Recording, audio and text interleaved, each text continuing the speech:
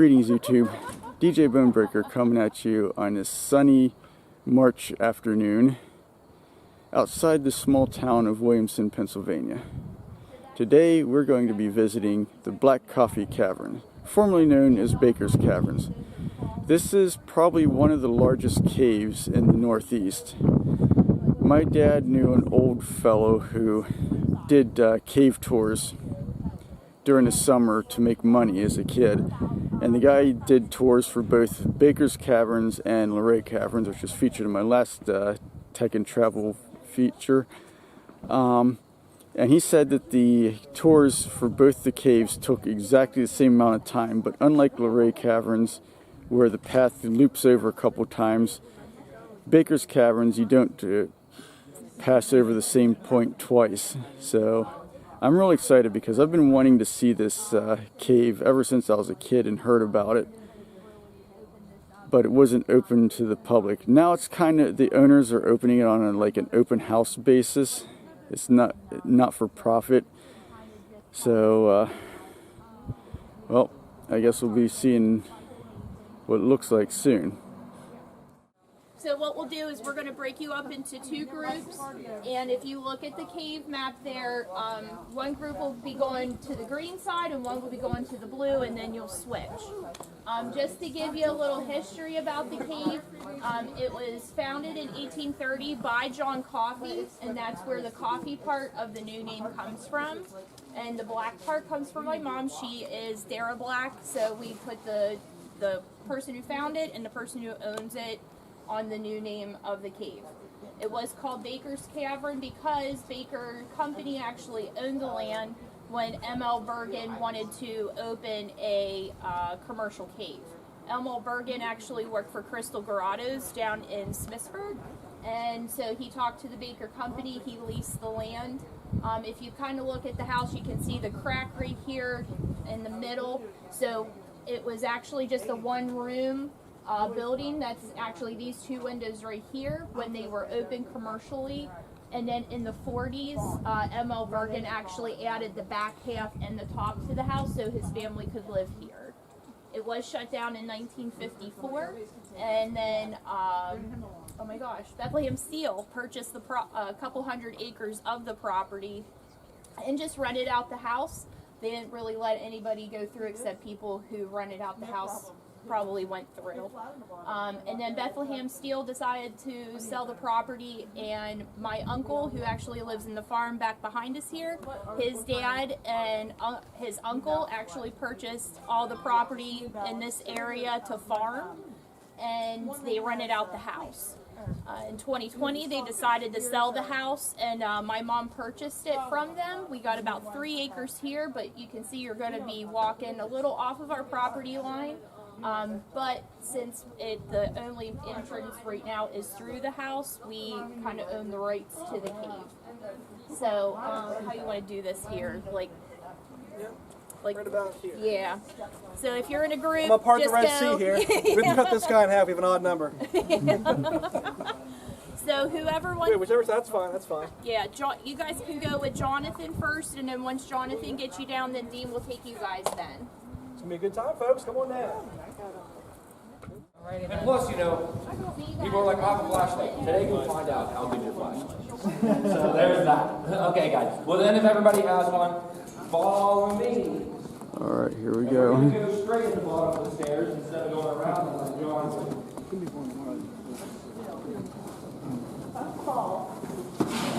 Which is kind of cool because this side would have been the side that they first came into. That side would have been completely blocked off. What you walk through as you go around that side is the completely artificial side. But everything on that side was naturally there, and I'll tell you a little bit more about that right about here once I get everybody here. So you guys can just kind of pull in here for real quick so everybody can hear me. That's cool. Stephanie told you a little about history and all that stuff. I know a little bit more. If you have questions, just ask. I'm normally squealing about rocks and things like that. I like that kind of aspect of it. I know a fair bit. I'm not an expert. I'm a carpenter, not a geologist. But, but all right, so since everybody's here, this would have been the side they first came down through. And this is the first little spot where you start seeing some formations, which is pretty neat. I'll go ahead and through the whole spiel. I know Parker and Dustin are probably tired of hearing me say it, but they can deal with it. So everything in here it's all limestone, natural limestone caves, right? None of that man-made stuff. I'm talking about you, Chambersburg. Anyway, okay, that was me. My bad. They're nice people, all right. They're nice people.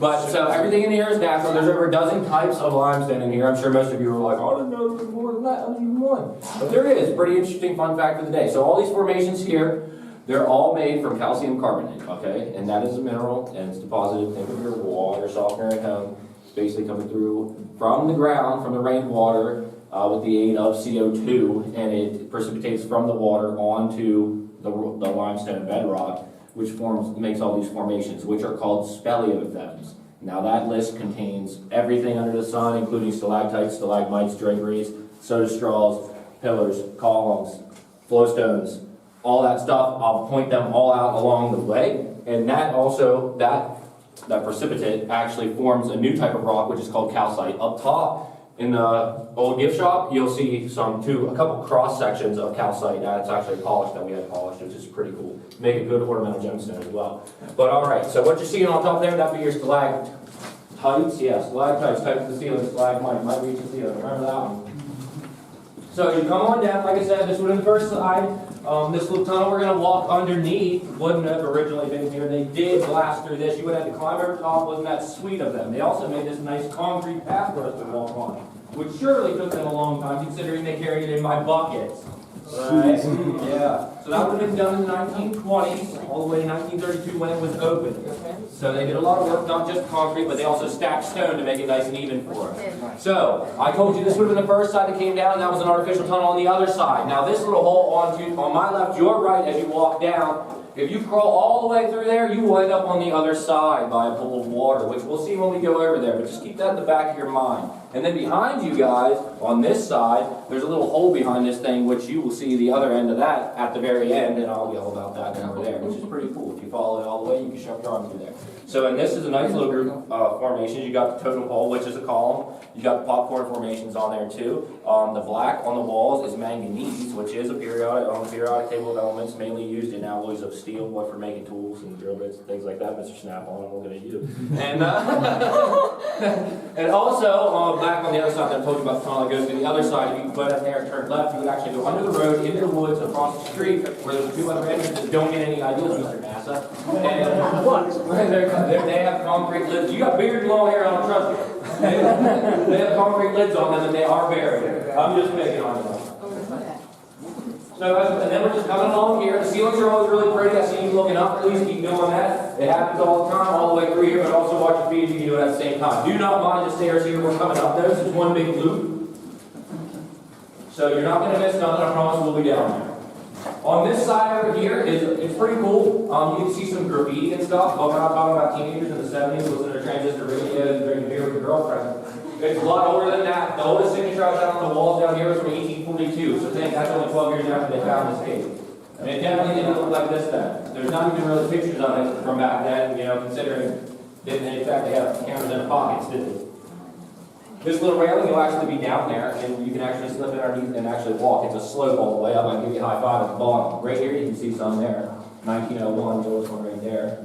At the top. That's if they've got any EVs here. Maybe they look that guy up. Wow. And there's a couple on the wall. You can stand here and look for ours. There's 1891. And you can actually even see it says November the 15th. Wow.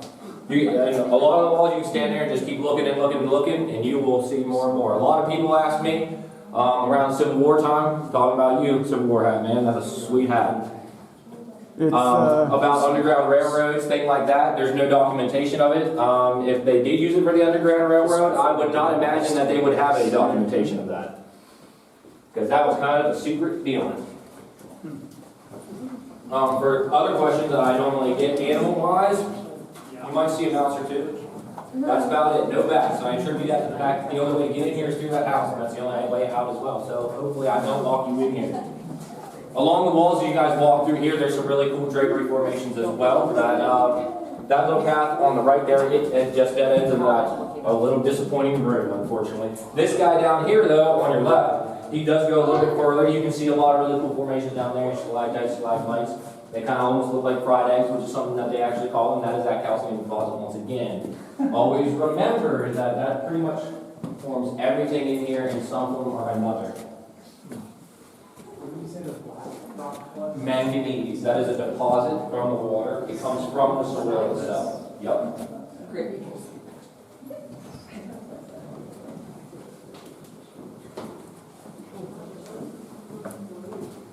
This will always watch your steps. This says into the ceiling's all the way up through here, really cool. And really astute amongst you, you will notice you are going uphill high over. Because at this side, we will be the closest to the ground level. I talked about 2 entrances on the other side. There's actually one over here that you can't see, which is pretty cool. Don't get any of it. But I will tell you where this one is. Because I do know.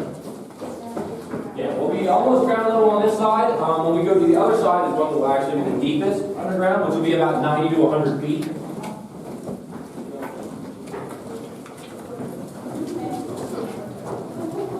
Just watch your steps here. We're going to a little washout. We're right here right on the side. If you look straight up, if you're paying attention to any of the trees and stuff, or you're an arborist, you might be in the trees. As you drive along, there's tons and tons of red cedar trees all along. These are the roots from those trees. We are underneath the road, under the ground, about 120 yards to the left of the house by that speed limit sign. And right up in there, that concrete, there's a lid right there. There's a square hole right there. And Stephanie and her mom were walking around while one of our other cousins was beating the crap out of that thing with a piece of steel, and they played Marco Polo.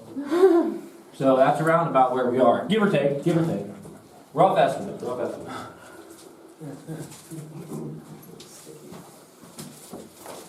Now as you guys come along here, just be careful, because it does get a little slippery and we're going downhill. And it's a little rough.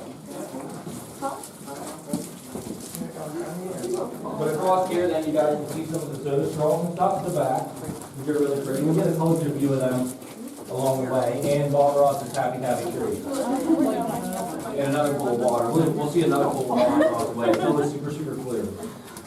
And if you see a puddle and it's clear, don't step in it. You might be surprised.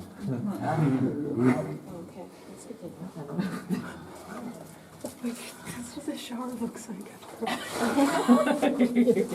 But as you move along here and you're coming down, just watch out. The handrail does switch from your left to your right. So if you're holding your friend or holding your drink or holding your lady or holding your whatever, be careful. And tall guys, always watch your head. Thanks a lot. Because I can only what? This isn't like hitting your head on your house. Oh, be careful. All right. Oh, they're not doing that. Okay. And remember, it's inside. It feels like going down the stairs.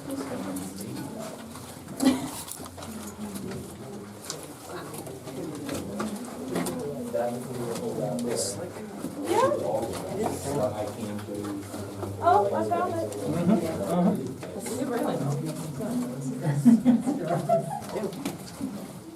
I'm pretty sure there's excuses when the months are under. I don't know if it's big. Didn't you do It's actually opened up pretty well back there. It's good at good medication. No, you're telling them like that. But if you Clearance in this tunnel.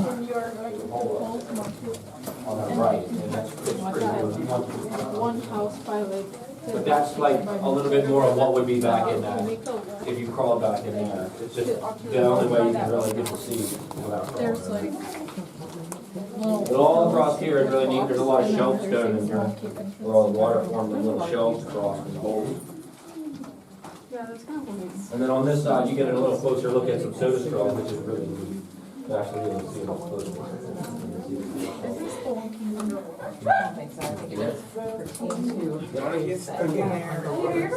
It'll be fine.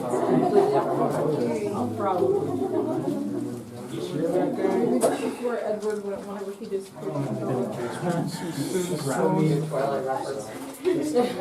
Weird. All right, now can't really turn around. Okay, yeah, he's stuck. Well, it's a little hard because I don't want to touch the walls. I understand that touching them is not good for them. Getting oil stops the water from flowing. You're gonna have too much water.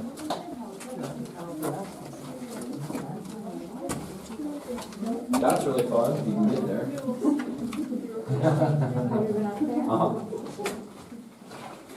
That's a lot of fun. It's not fun to get out. That's so neat.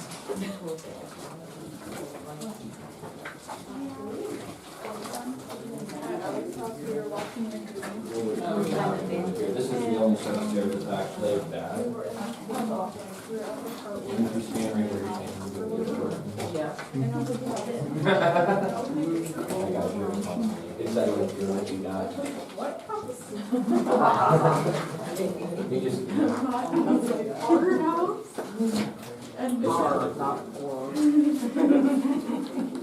And I'll probably have Mrs. Benke next year. But alright guys, since you're right here, I'm gonna warn you about the stairs right here real quick. It's not that bad, but it's bad enough that I have to. So they're really steep and they're really shallow, so I walk sideways, I put my butt on the handrail, you walk however you feel comfortable. But just take your time, I just wanted to let you know before you got here, you weren't like, wow, this jerk didn't even tell me about this. But it's not that bad. Some nice formations right here. Oh, that's a ladder. Basically. I was already say, that's straight down. Oh, hey, it looks just like the stairs we had on, or ladders we had on the ship.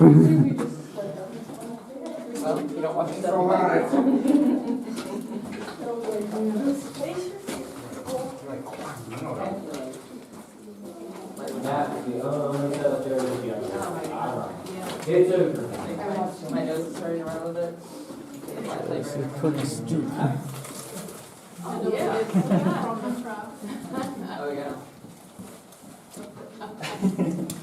And the stairs are suddenly. Yeah, this is just like the ladder ways we had on the ship. And as you guys look across when you come down, there's a really large shield formation there. Kind of like a flowstone. Think of it as a cousin. He started all the way at the top and worked his way down. He's still growing. Some people think he looks like an alligator. I can see that.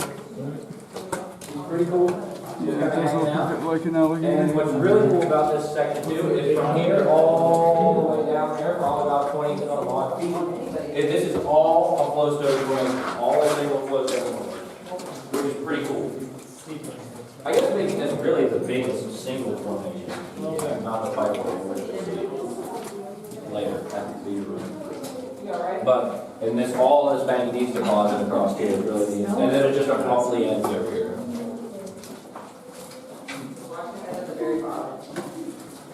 And this is all stone, flowstone. Looks like mud, doesn't it?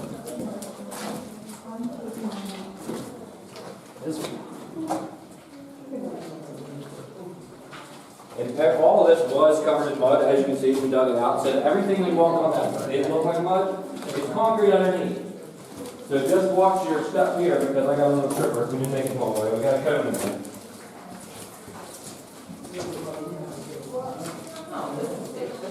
And watch this hole off to your right then. And there's a little one on the left. I don't know if it's falling in the hole or breaking an ankle on the other.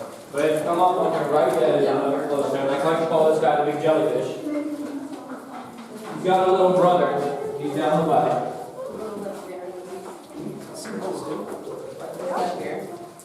And then you guys are more than welcome to go back this way. If you just go back a little bit, it is a little muddy, just be careful, because it can be slippery. There's a bar on the left and a bar straight ahead. Just don't cross my bars and be good. I'm not like it's going to happen. I'm going to be like, what are you doing? But it's not like it's really good. There's a big old pool of water back there that's like elbow deep. And that goes right up to the top where we were with that bar that went across. That steep wall. Yep. So we're right back here at the steps now. We just made one big circle. And you're more welcome to go back that way. You just don't cross the bars. And you guys are checking out some signatures up there on this right here. If you got them, you got to get close to them. tight passage back this way. I'm going out for my slide and fall. I'm getting there now.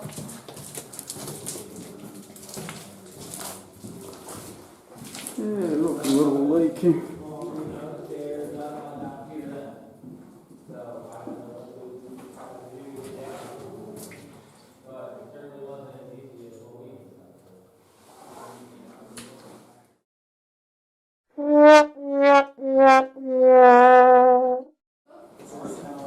Alright, so here's the original gift shop for the cave. Couldn't have a cave without that, right? And one of the original billboards for it. So yeah, anyways, thank you all for coming along with me. And until next time, this is DJ Bonebreaker, signing off. No, you're fine.